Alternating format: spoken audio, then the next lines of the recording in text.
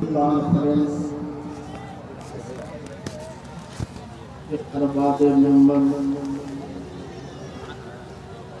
حضرت علامہ مولانا نعیم احمد صاحب،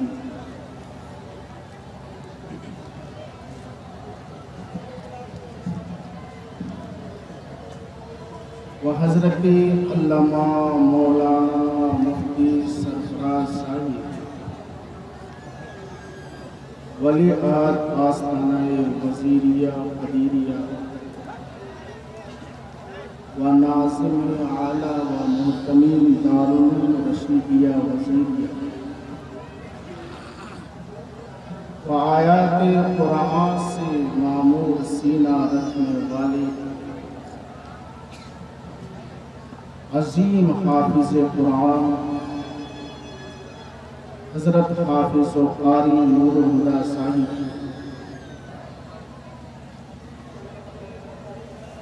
و نقابت میں دھوم مچانے والے نقیب اہل سنت عزیزم مولانا مستقیم صاحب و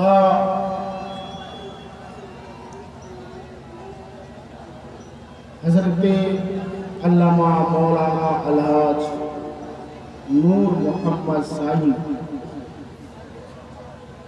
و حضرت حافظ و قاری شاہی صاحب قدیری و شاعر خوش ترنم اندلب باغ رسالت عزیزم حافظ و قاری مولانا کریم صاحب و دیگر درخشندان علم و ہدایت ارباب منبر، سامنے بیٹھے جملہ سامعین، پردہ نشین خواتین، السلام علیکم ورحمۃ اللہ۔ وعلیکم السلام ورحمۃ اللہ۔ الحمد للہ الذی ابدع الاخلاق والارضین، والصلاة والسلام علی سید الانبیاء والمرسلین وعلى آلہ الطاہرین واصحابہ الراشدین وعلى اولیاء دینہ المتین وعلماء دینہ اجمعین، اما بعد، اعوذ باللہ من الشیطان الرجیم، بسم اللہ الرحمن الرحیم، اہدنا الصراط المستقیم صراط الذین انعمت علیہم غیر المغضوب علیہم ولا الضالین، آمین۔ صدق اللہ مولانا العظیم وبلغنا رسولہ النبی الامین الکریم ونحن علی ذلک لمن الشاہدین والشاکرین۔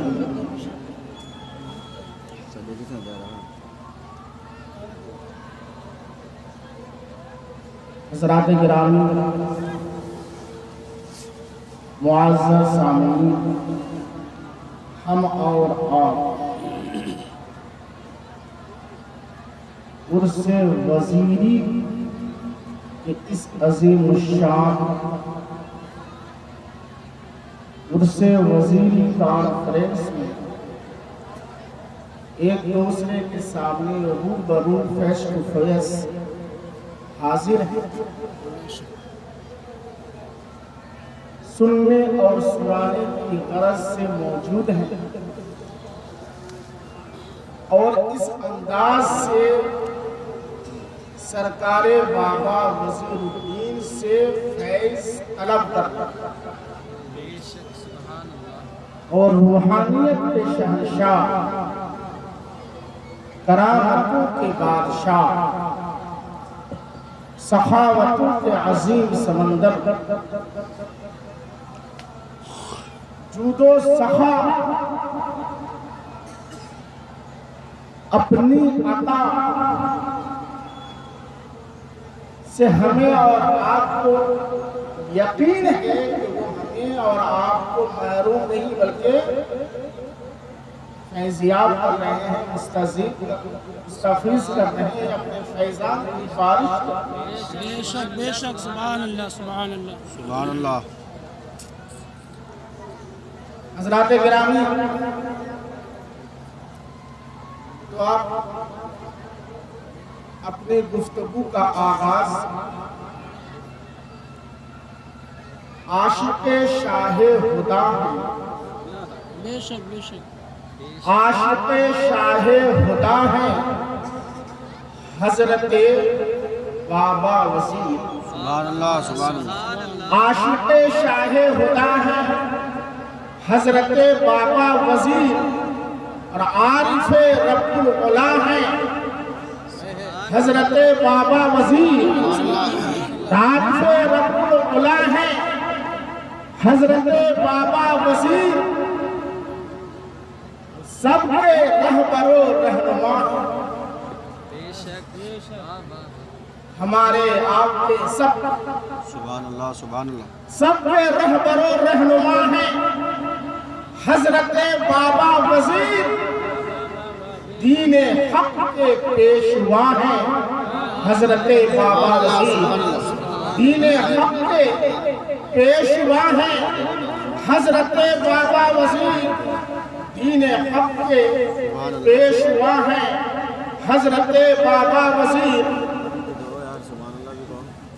عابد رب العلا سبحان اللہ سبحان اللہ۔ اور ہادی مستقیم، سبحان اللہ بے شک بے شک، آپ حامد رب العلا اور ہادی مستقیم، عاشق شمس الدحا ہیں حضرت بابا وزیر، عاشق شمس الدحا ہیں حضرت بابا وزیر۔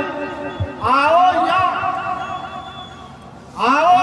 گر چاہتے ہو نور سے مانگو، نور سے ہو سرفراز۔ آؤ یا گر چاہتے ہو نور سے ہو سرفراز، آؤ یا گر چاہتے ہو نور سے ہو سرفراز، بانٹ کے نور خدا ہیں حضرت بابا وزیر، بانٹ کے نور خدا ہیں حضرت بابا وزیر، بانٹ کے نور خدا ہیں بہت اچھا بہت حضرت بابا وزیر۔ درود پاک پڑھ لیں۔ اللہم صلی علی سیدنا مولانا محمد وعلی آلہ سیدنا مولانا محمد بعدد كل شيء معدود لك رب أرني بجمال شاقصني يا رسول الله يا رسول الله يا رسول الله عليك الصلاة والسلام۔ معزز حاضرین، میں نے قرآن پاک کی آیت کریمہ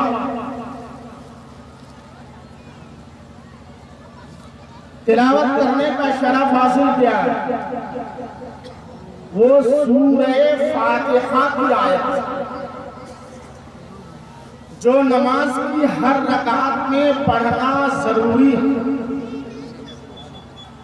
چاہے پہلی رکعت ہو چاہے دوسری رکعت ہو، ہر فرض نماز کی رکعتوں میں پڑھنا ضروری ہے۔ اس سورت کا نام سورہ فاتحہ ہے، اور سورہ فاتحہ کا ایک دوسرا نام سورہ دعا ہے۔ اس آیت کریمہ میں دعا کرنے کا دعا ہے، اسی لیے اس سورت کا نام سورۃ الدعا بھی ہے۔ سبحان اللہ سبحان اور اللہ۔ رب کی بارگاہ سے کیسے مراد مانگی جائے، رب کی بارگاہ میں کیسے دعا کی جائے، اس سورت میں اس کی تعلیم اور شکھا بھی ہے، اسی لیے اس سورت کا نام سورہ تعلیم بھی ہے۔ سبحان اللہ سبحان اللہ۔ اس سورت میں اللہ تبارک و تعالیٰ نے الحمدللہ رب العالمین سے لے کر مالک یوم الدین تک اللہ کی حمد و ثنا کا بیان ہے، اور ایاک نعبد و ایاک نستعین میں رب کی نیاز لٹانے کا سبق ہے، رب کی عبادت کا ذکر ہے، اور پھر اس کے بعد اہدنا الصراط المستقیم دعا کا ذکر۔ سبحان اللہ سبحان اللہ تو ہمیں یہاں سے یہ سبق ملا کہ جب رب کی بارگاہ میں دعا کرنی ہو، جب رب سے کچھ مانگنا ہو، جب رب سے کچھ لینا ہو، جب رب سے کچھ مطالبہ کرنا ہو، جب رب کی بارگاہ میں کوئی عریضہ پیش کرنا ہو، جب رب کی بارگاہ میں کوئی درخواست لگانی ہو، جب رب سے کوئی فریاد کرنا ہو، جب رب سے کچھ مانگنا ہو، تو مانگو اس انداز میں کہ سب سے پہلے رب کی کبریائی بیان کرو، اس کی حمد و ثنا بیان کرو، اس کی تسبیح و تحلیل بیان کرو، رب کی بارگاہ میں سجود نیاز اٹھاؤ، عبادت کرو، نماز پڑھو، قرآن کی تلاوت کرو، غریبوں کی امداد کرو، محتاجوں کی حاجت روائی کرو۔ ارے عبادت کے جتنے طریقے ہیں کسی بھی طریقے سے عبادت بچا لاؤ، اور پھر ان عبادتوں کا وسیلہ پیش کر کے رب کی بارگاہ میں فریاد کرو، اللہ تعالیٰ تمہاری فریاد رسیو فرمائے گا، تمہاری فریاد پر تمہاری امداد فرمائے گا۔ مگر تعلیم اور طریقہ یہی ہے کہ پہلے عبادت حمد و ثنا، سبحان اللہ سبحان اللہ پہلے عبادت کرو پھر رب سے مانگو۔ دعا سب سے اچھی کیا ہے؟ اہدنا الصراط المستقیم، سبحان اللہ سبحان اللہ اے اللہ ہمیں سیدھا راستہ چلا، سبحان اللہ صراط الذین انعمت علیہم، یا اللہ ہمیں ان لوگوں کے راستے پر چلا جن لوگوں پر تم نے انعام و اکرام کیا ہے۔ رب نے انعام و اکرام کن لوگوں پر کیا؟ الذین انعم اللہ علیہم من النبیین والصدیقین والشہداء والصالحین، اللہ نے انعام فرمایا نبیوں پر، اللہ نے انعام فرمایا رسولوں پر، اللہ نے انعام فرمایا شہیدوں پر، اللہ نے انعام فرمایا صدیقین پر، اللہ نے انعام فرمایا صالحین اولیاء کرام پر۔ تو معلوم یہ ہوا کہ اللہ کا انعام غوث اعظم پر ہے، اللہ کا انعام خواجہ غریب نواز پر ہے، اللہ کا انعام حضرت حافظ شاہ جمال اللہ پر ہے، اللہ کا انعام حضرت مجدد الف ثانی پر ہے، اللہ تعالیٰ کا انعام حضرت صابر پاک کو حاصل ہے، اللہ تعالیٰ کا انعام حضرت محتوم اشرف جہانگیر سمرانی کا چٹکی کو حاصل ہے، اللہ تعالیٰ کا انعام حضرت شاہ جی میاں کو حاصل ہے، سرکار اللہ میاں کو حاصل ہے، اللہ تعالیٰ کا انعام و اکرام حضرت تاج الاولیاء سید عبد القدیر میاں کو حاصل ہے، اللہ تعالیٰ کا انعام و اکرام سرکار قبلہ عالم سید عبد الرشید میاں کو حاصل ہے، اللہ تعالیٰ کا انعام و اکرام حضرت بابا وسیم الدین شاہ رحمت اللہ علیہ کو حاصل ہے۔ یہی سے معلوم ہو گیا جن پر اللہ کا انعام، ان کا راستہ سیدھا راستہ ہے، ان کا طریق سیدھا طریق ہے، ان کی راہ سیدھی راہ ہے، ان کا راستہ سیدھا راستہ ہے۔ معلوم یہ ہوا غوث اعظم سے لے کر خواجہ غریب نواز تک، خواجہ غریب نواز سے لے کر محبوب الہی نظام الاولیاء تک، صابر پاک سے لے کر شاہ جی میاں تک، شاہ جی میاں سے لے کر اللہ میاں تک، اور اللہ میاں سے لے کر قدیر بابا تک، اور سید عبد القدیر میاں سے لے کر بابا وسیم الدین تک، ان تمام حضرات کا راستہ سیدھا اللہ نعرہ تکبیر، نعرہ رسالت، فیضان حضور شاہ جی محمد شیر میاں، فیضان سرکار اللہ میاں، فیضان سرکار تاج الاولیاء، فیضان حضور بابا وزیر الدین شاہ بابا، عرس وزیری، جشن وزیری، نعرہ تکبیر۔ سبحان اللہ بے شک اللہ تعالیٰ ارشاد فرماتا ہے دعا مانگتے ہوئے بندو بولو غیر المغضوب علیہم ولا الضالین، اے اللہ ہمیں ان لوگوں کے راستے پر نہ چلا جن پر تیرا غضب ہوا، یعنی یہودیوں کے راستے پر نہ چلے. وَلَا الضَّالِّينَ، اے اللہ ہمیں گمراہ عیسائیوں کرسچنوں کے راستے پر نہ چلے. ہماری صبح و شام کی دعا ہے اولیاء کرام کے راستے پر چلا، صالحین کے راستے پر چلا، شہیدوں کے راستے پر چلا، نبیوں کے راستے پر چلا، سیدھے راستے پر چلا.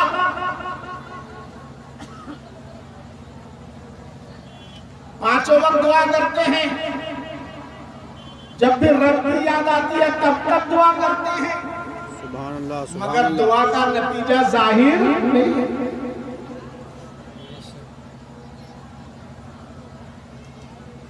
نماز سے سلام پھیرے گھر پہنچے، سب سے پہلے بیوی کو گالی بکنا شروع کر دیا.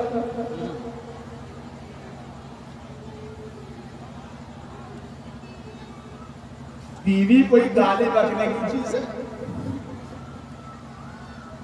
ارے بیوی تو اس کام کی ہے کہ اسے محبت سے نوازا جائے، پیار سے نوازا جائے، الفت سے نوازا جائے، محبت اتنی دی جائے کہ جدائی ایک لمحہ کے لیے تمہاری انہیں برداشت نہ ہو. واہ کیا بات ہے. مگر نماز پڑھ کے گئے، گالی بکنا شروع، اور گالی حد سے بڑی تو طلاق، ایک ہی سانس میں 3 طلاق، اور ایک طلاق آج لوگوں پر اتنی بھاری پڑی ہے، مسلمانوں پر تو بھاری نہیں پڑی ہے لیکن دوسرے لوگوں پر بہت زیادہ بھاری پڑ گئی. ٹی وی میں دیکھو طلاق کا چرچا، پیپر میں دیکھو طلاق کا چرچا، اسمبلی میں دیکھو طلاق کا چرچا، دلی کی پارلیمنٹ میں دیکھو طلاق پر چرچا، ہر جگہ طلاق طلاق طلاق کا چرچا. آخر وجہ کیا ہے؟ ہماری مسلم خواتین سے انہیں تب سے ہمدردی ہو گئی ہے. کیا ہماری مسلم ماں بہنوں کے ساتھ ہمدردی کی بنا پر یہ آواز اٹھائی جا رہی ہے؟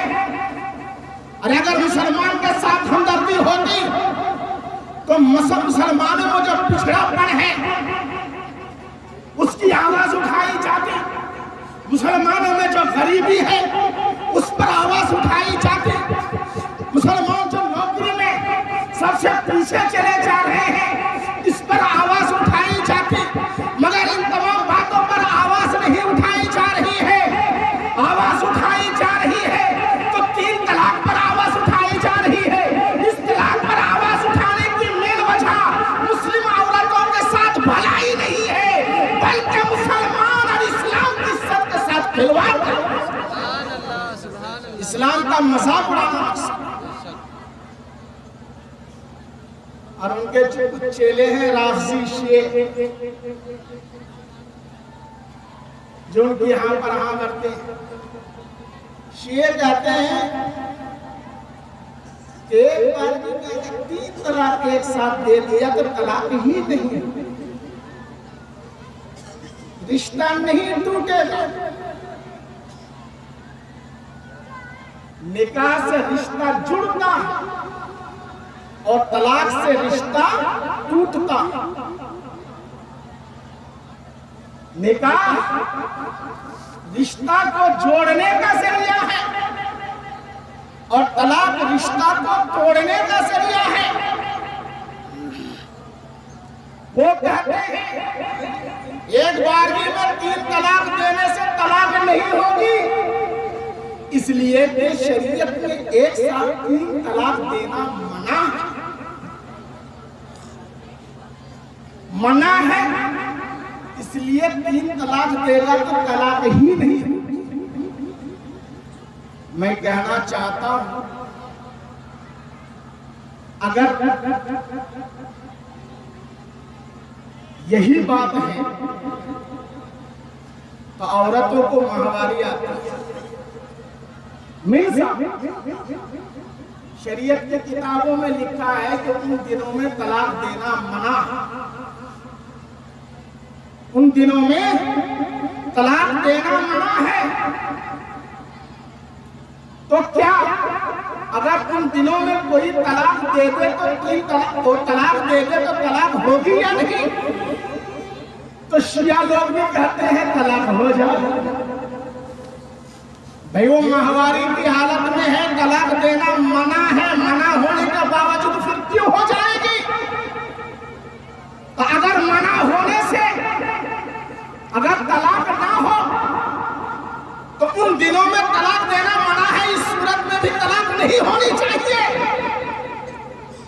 अरे जिस तरह से उन दिनों में तलाक मना होने के बावजूद तलाक देने से तलाक हो जाएगी, उसी तरह से 3 तलाक देना एक साथ मना जरूर है, लेकिन अगर कोई एक साथ में 3 तलाक देगा तो तीनों तलाक हो जाएगा। सुभान अल्लाह, सुभान अल्लाह। बेशक। बोलो भाई, फांसी में लटकना मना है कि नहीं? बोलो, फांसी में लटकना मना है, लेकिन अगर कोई शख्स लटक गया तो उसकी जिंदगी का रिश्ता टूटेगा या नहीं? बोलो, किसी को गोली मारना बेवजह मना है या नहीं? अगर किसी ने गोली चला दी और उसके सीने के इस पार से दूसरे पार निकल गई तो उसकी जिंदगी का रिश्ता टूटेगा या नहीं?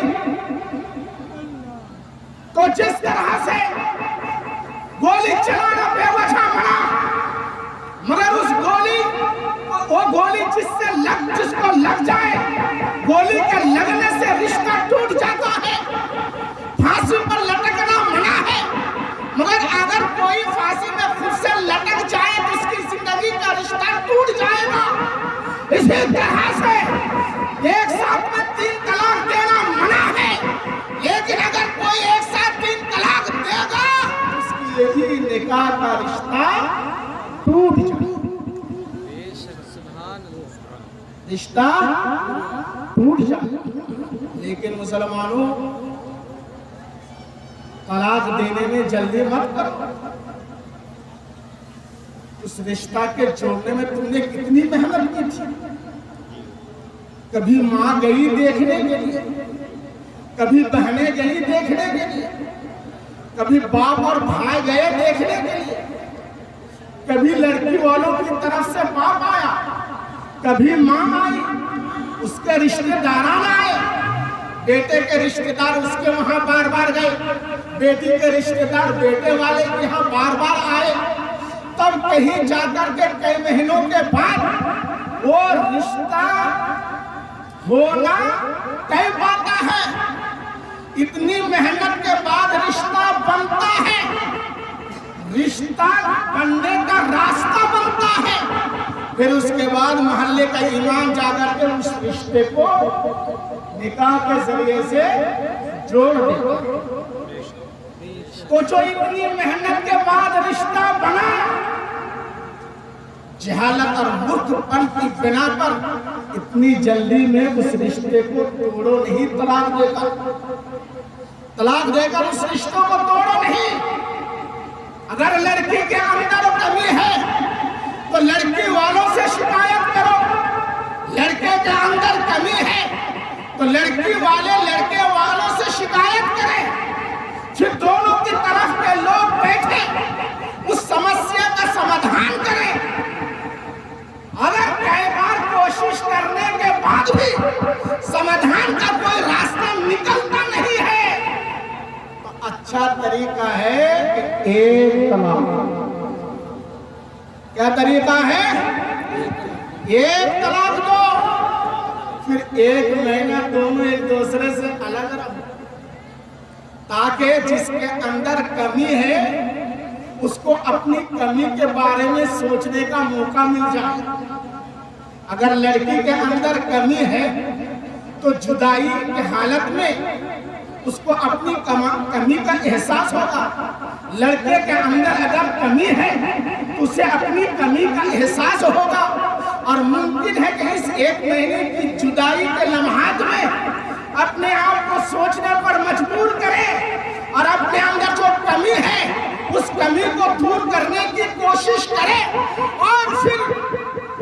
عدت کے اندر دونوں کا کمپرمائز ہو، دونوں کا کمپرمائز ہو جائے۔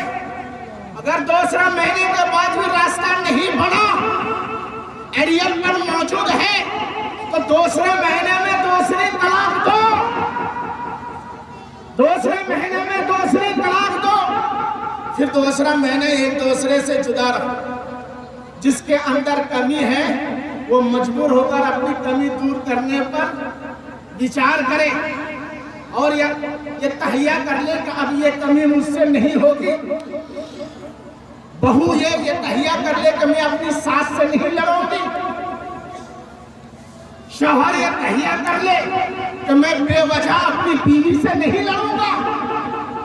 جب یہ دوسرا مہینہ بھر بھی سوچو بچار کے بعد بھی اپنی اڑیل پر اڑا ہوا ہے، مصالحت اور کمپرمائز پر تیار نہیں ہے، تو تیسری طلاق دو، تیسری طلاق دو۔ جب نبھاؤ کا کوئی راستہ نہ بنے تو شوہر کی زندگی بیوی کی وجہ سے عذاب نہ بن جائے، بیوی کی زندگی شوہر کی وجہ سے عذاب نہ بن جائے۔ اس عذاب سے نجات کا ذریعہ بنا ہے اللہ تعالیٰ نے طلاق۔ جب دونوں کی زندگی ایک ساتھ گزرنا ممکن نہ ہو، ایک کی نظر دوسرے پر، دوسرے کی نظر اپنے اوپر، اپنے والے پر پڑتے ہی آنکھ بگولے ہو جائیں، دونوں تیش میں آ جائیں، گالی گلوچ شروع ہو جائے، ہاتھا پائی کی نوبت آ جائے، ہر دن کوئی نہ کوئی ڈرامہ رچتا رہے، دونوں کی زندگی ایک دوسرے کی وجہ سے عذاب بن جائے، تو اس عذاب سے چھٹکارا کا ذریعہ بنایا اللہ نے طلاق۔ تو جب عذاب کی حالت واقعی بن جائے تو اس موقع کے لیے طلاق، ماں کی گالی باپ کی گالی کی طرح طلاق نہیں ہے۔ آدمی تھوڑا سا غصے میں آیا، گیا تاڑی پی کر آیا یا شراب پی کر آیا اور بس 1 2 3 کر دیا۔ میرے پاس آیا پیلوی شریف میں ایک شخص کہ حضرت رات کو میں اپنے 3 4 ساتھیوں کے ساتھ شراب کی بھٹی گیا تھا، یہ کئی سال پہلے کی بات ہے۔ میں اپنے گھر آیا، صبح میری بیوی، میری بہنیں، میری ماں یہ سب کہتی ہیں کہ تم نے اپنی بیوی کو طلاق دے دی، اور مجھے کچھ پتا نہیں، میں نشے میں تھا، تو طلاق ہو گئی یا نہیں ہوئی؟ میں نے کہا، میں نے اس سے پوچھا آپ کو کچھ بھی ہوش نہیں تھا؟ کہ بالکل ہوش نہیں تھا۔ میں نے پوچھا آپ جب اپنے ساتھیوں کے ساتھ شراب کی بھٹی سے چلے تھے، یہ معلوم تھا کدھر جا رہے ہیں؟ اپنے گھر کی طرف جا رہے ہیں، کسی اور دوسری طرف جا رہے ہیں؟ کہاں اتنا تو معلوم تھا کہ اپنے گھر کی طرف جا رہے ہیں۔ میں نے پوچھا کوئی ایک موڑ آیا ہوگا جس موڑ پر پہنچنے کے بعد آپ کے سارے ساتھی اپنے اپنے گھر کی طرف چل دیے ہوں گے؟ کہاں؟ اس کا بھی مجھے پتا ہے۔ میں نے پوچھا جب آپ اپنے گھر کے دروازے میں داخل ہوئے ہوں گے تو آپ کو یہ پتا تھا اس ٹائم کہ آپ اپنے گھر کے اندر جا رہے ہیں یا کسی دوسرے کے گھر؟ اتنا تو معلوم تھا میں اپنے گھر کے اندر جا رہا ہوں۔ آپ کے گھر کے اندر کئی کمرے ہوں گے، آپ اپنے بھائی کے کمرے میں گئے تھے یا اپنی بہن کے کمرے میں گئے تھے یا اپنی ماں کے کمرے میں گئے تھے یا آپ اپنے کمرے میں اپنے روم میں گئے تھے؟ کہ میں اپنے روم کو گیا تھا۔ آپ کو یہ معلوم ہے اس وقت معلوم تھا کہ میں اپنے روم کے اندر داخل ہو رہا ہوں؟ اتنا تو معلوم تھا۔ میں نے پوچھا آپ کو سب کچھ معلوم ہے؟ ہر بات میں آپ کا گیان کام کر رہا ہے، عقل کام کر رہی ہے، یادداشت کام کر رہی ہے، مگر طلاق دیا یا نہیں اسی میں آپ کا دماغ کام نہیں کرتا۔ تو مولوی کے پاس بھی وکیلوں کی طرح سے پوائنٹ ہوتا۔ میں نے میری بات کیا وہ سمجھے؟ میں نے کہا بھائی دیکھو اگر تم نے اپنی بیوی کو 3 طلاق دی ہے تب تو تمہاری بیوی تمہارے نکاح سے مکمل طور پر نکل گئی، اور اگر تم نے 3 سے زیادہ طلاق دی ہے تو پھر تمہیں چھٹی مل گئی۔ کہاں سے چھٹی ملی، کس سے چھٹی ملی وہ میں نے نہیں بتایا، چھٹی ملی۔ اگر تم نے بیوی کو 3 طلاق دی ہے تو تمہاری بیوی نکاح سے نکل گئی، اور اگر تم نے 3 سے زیادہ دی ہے تو پھر تمہیں چھٹی مل گئی۔ میرا اتنا کہنا ہی تھا جو وہ فوراً بولنا شروع کر دیا، حضرت غصے کی حالت میں تھا، 1 2 3 کیا ہے، میں نے کم سے کم 10-15 بار طلاق دیا، 10-15 بار طلاق کا لفظ کہا ہے، تمہیں طلاق، یہ 10 مرتبہ کم سے کم میں نے کہا ہوگا، 10-15 بار۔ میں نے کہا سنو ذرا، تب تو آپ کو آپ کی بیوی سے مکمل چھٹی مل گئی ہے۔ وہ اپنا سا منہ لیا اور چلا گیا۔ جب بیوی پر غصہ ظاہر کرنا ہو تو تاڑی اور شراب بھی کرائے۔ ارے غصہ ٹھنڈا کرنے کا بہت سا طریقہ ہے۔ جب غصہ آ جائے کھانا مت کھاؤ، بغیر کھائے سو جاؤ۔ غصہ زیادہ آ جائے بیوی کو اپنے روم سے تھوڑی دیر کے لیے نکال کے باہر پھینک دو، اگر بیوی کی غلطی ہو تب۔ بیوی تو محبت کا ایک عظیم پھول کا محبت کے پھول کا نام بیوی ہے، وہ محبت کی چیز ہے، نہ کہ عداوت و دشمنی اور ظلم و ستم کی وہ ڈھال ہے۔ حضرات گرامی، مگر طریقہ کیا ہے؟ زبان پر آیا، تھوڑا سا تیش آیا، تھوڑا سا غصہ آیا، اور ماں بہن کی گالی بکنے کی طرح سے فوراً طلاق بک دی۔ یہ ہماری جہالت اور ملک پر کی بات ہے۔ کبھی بھی اس انداز میں طلاق نہیں دینی چاہیے۔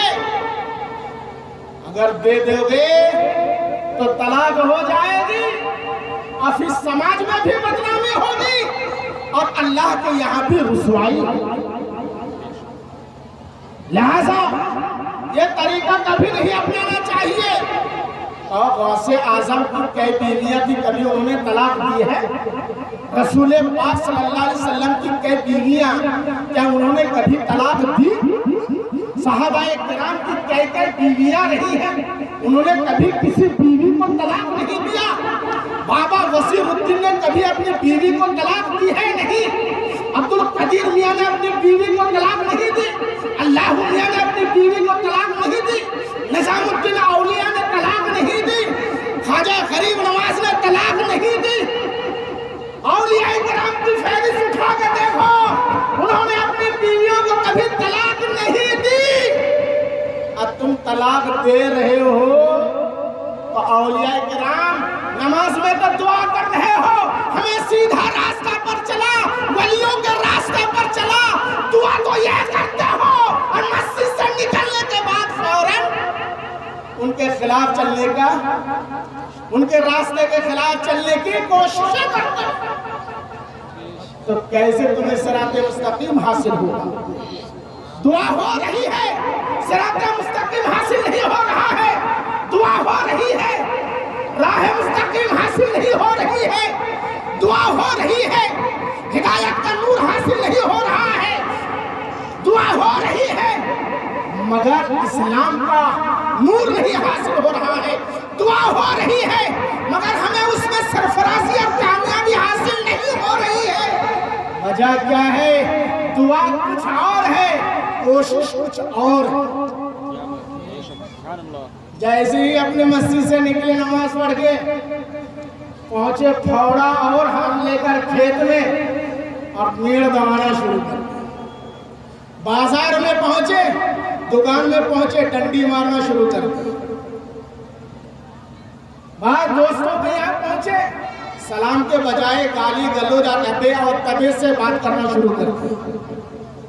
مسجد سے نکلتے ہی، آج تو مسجد سے نکلنے کی ضرورت بھی نہیں، دعا سے جیسے فارغ ہوئے فوراً وہیں پر ایک دوسروں کا ابے تبے سے بکنا شروع کر دیتے. تو کوشش ہماری کچھ دعا کچھ اور ہے.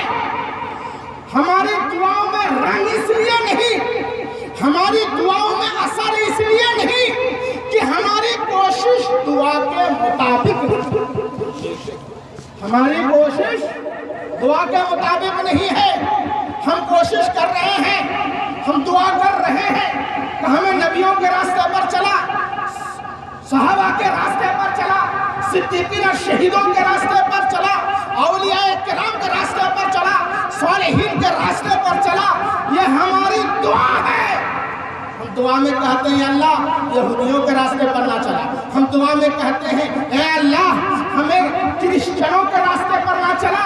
مگر آپ صبح ہوتے ہی اپنے شیشے کے گھر میں جا کر آئینے کے سامنے کھڑے ہو کر اپنے آپ کو دیکھ لینا, اپنے وضع اور قطع کو دیکھ لینا, اپنے لباس کو دیکھ لینا اور پھر خود فیصلہ کر لینا کہ ہم جو دعا میں رب سے گزارش کرتے ہیں, عریضہ کرتے ہیں, کوشش اسی کے مطابق کرتے ہیں یا اس کے برخلاف.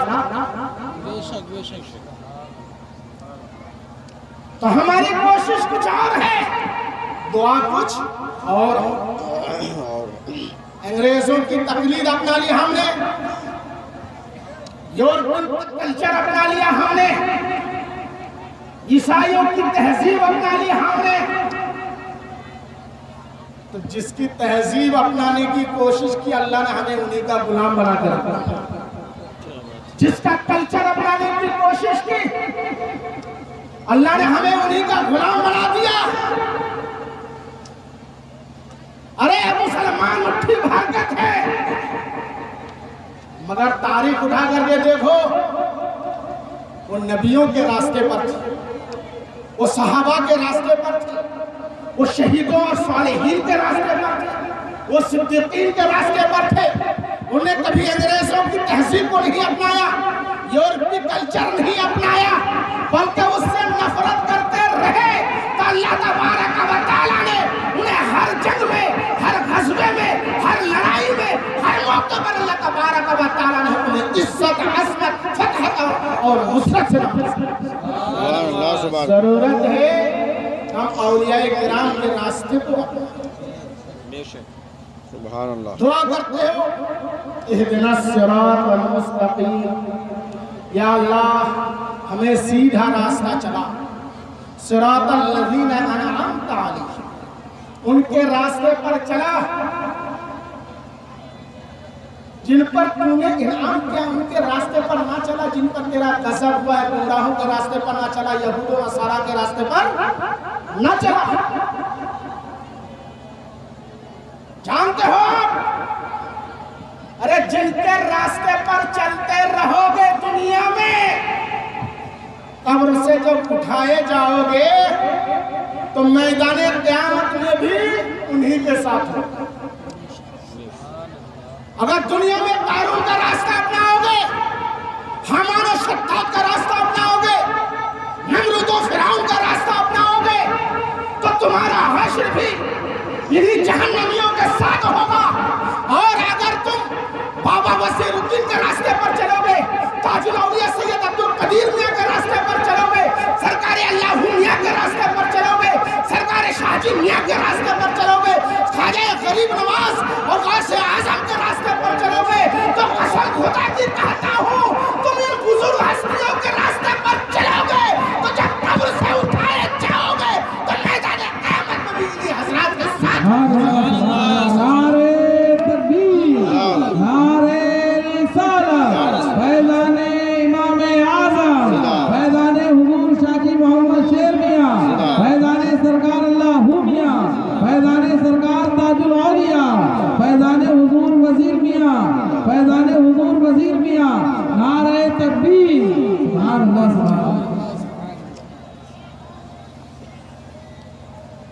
مدہ درود پاک علی اللہم صلی اللہ علیہ وسلم اور محمد وعلا علیہ وسلم.